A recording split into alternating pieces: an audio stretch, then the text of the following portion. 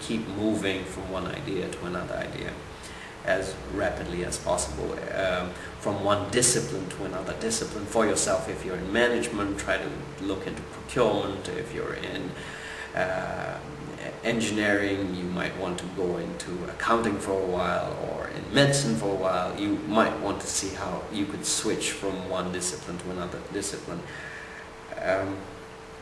Again, if you could cross-train, meaning if you could learn from non-competitive industries, different industries bring different expertise with them. So if possible, try to learn from different companies and their expertise.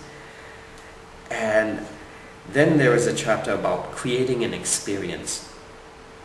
So the book, it's really interesting because on page 197 he gives a run-through of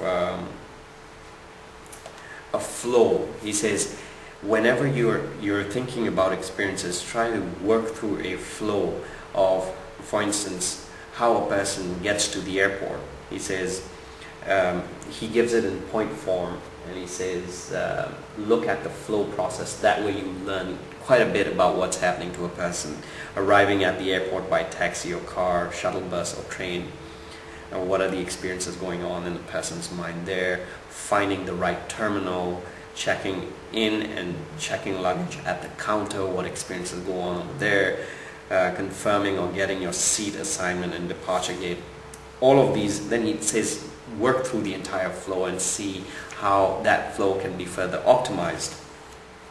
And imagine each step. If possible, prototype each step for yourself. And when you start prototyping each step, you start to see what people are experiencing at each stage. You know, the waiting time, the hunger, the thirst, the frustration probably, and how to mitigate all of that, how to add fun in that, how do you find places for people to relax inside an airport, stuff like that. So wherever you are, try to work through the flow of the experience one step at a time, what is going on while you're experiencing an event, or when you're going someplace, or working through a process in a company, at a reception desk, anywhere you are. So creating an experience, this is really nice.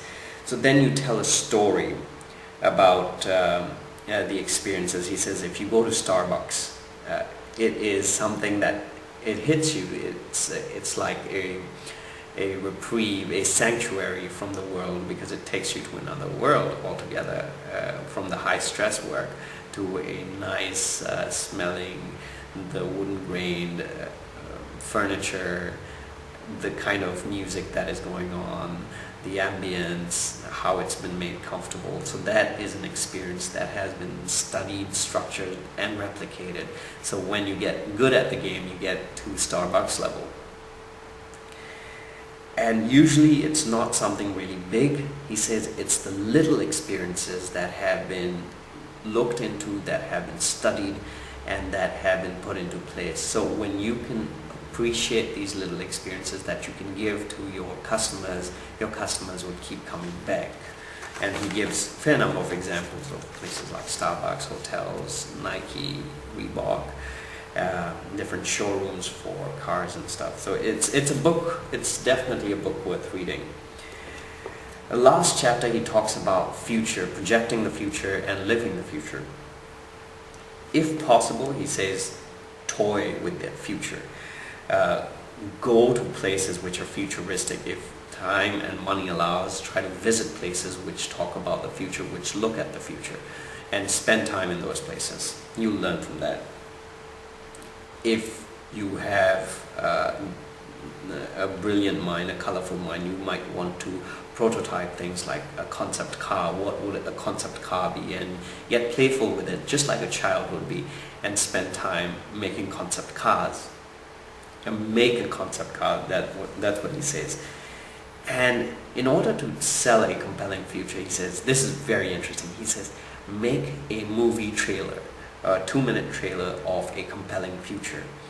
And if you cannot make a t-shirt about your movie, that is not a compelling future. You know, so he says, try to see if you can make a movie of a possible future, how that would be like, and try to tell that story to people. He says, read sci-fi, read science fiction as much as possible. So when you study science fiction, you see how much it has affected us. For instance, Star Trek, a lot of gadgets in Star Trek are now being used on our hand phones, the way they're designed, tablet PC, all of these things get the cue from Star Trek. And people like Aldous Huxley, a fair number of sci-fi writers, when they wrote about the future is pretty much, it resembles what they had written in many ways. So reading science fiction definitely helps with projecting the future. Then he says Project 2010 or Project 2020, you can come up, well, since this book was written in the year 2000, you can come up with a Project 2020, 10-year projection of how the world would be, how the future gadgets would be. So he says, just start dreaming of ideas and concepts about the future and try to sell that idea through a movie trailer. That way you could be living in the future. So, excellent book. I definitely recommend this book. Tom Kelly,